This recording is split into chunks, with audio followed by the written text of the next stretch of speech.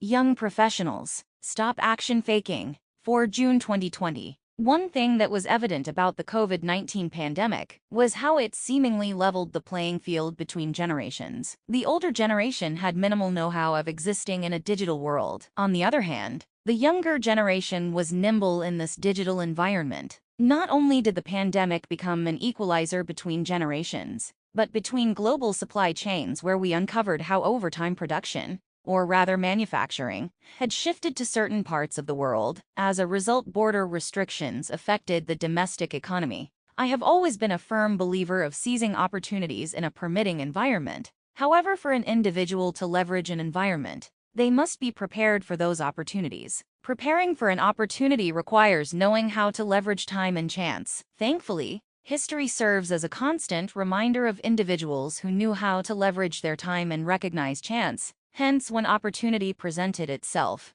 they seized it, and as a result, their stories are still recounted today. In fact, the Book of Ecclesiastes 9:11 speaks of how the battle is not won by the strong, nor do riches fall to the man of understanding. However, the equalizer is time and chance. If this is true and young people are nimble in this digital environment, and why are we so rigid in finding solutions for our respective economies? Answering this question from an economics perspective would mean referencing human capital as the driver of this rigidity. Human capital refers to the skills, knowledge, abilities, and attributes possessed by individuals that contribute to their productivity and economic value. For instance, in an interview about a book called The Economics and Politics of Race, An International Perspective, Thomas Sowell discusses the relevance of human capital in rebuilding Japan and Germany after the war, where they were both defeated countries with no physical capital or credit, yet were able to miraculously recover. The reason for such recoveries was primarily human capital, that is, the ability to rebuild a nation after devastation. Sowell further highlights occasions where countries receive foreign aid,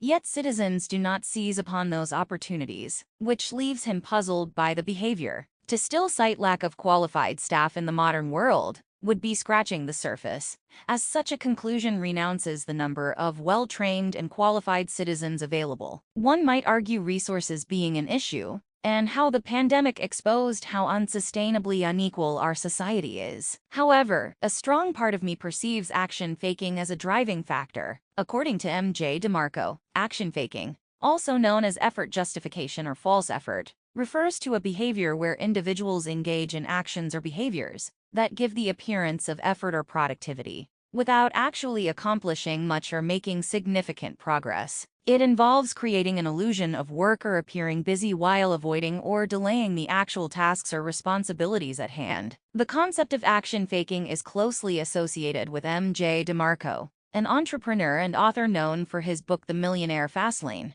DeMarco defines action faking as engaging in activities that give the illusion of progress or effort, but do not actually move individuals closer to their goals. He emphasizes the importance of taking meaningful action and focusing on high-value activities, rather than getting stuck in unproductive or deceptive behaviors. Deceptive behaviors trick the brain into secreting a momentary dopamine high, fooling ourselves with the progress illusions, when in truth, we are wasting time. What we need is a compelling vision, which we all share. In the book My Vision, Challenges in the Race for Excellence, His Highness Sheikh Mohammed bin Rashid Al Maktoum writes that a nation's development does not happen overnight or by accident, nor does the development of a nation ever stop once the process has begun. Nation building is the result of intense effort at building a community and homeland, a phenomenal task not undertaken lightly, that's shouldered by a nation's government, its public and private sectors, and its people. They must all be willing to respond to the rapidly changing conditions that ricochet around the world at breakneck speed. In order to achieve this, a modern infrastructure is not enough.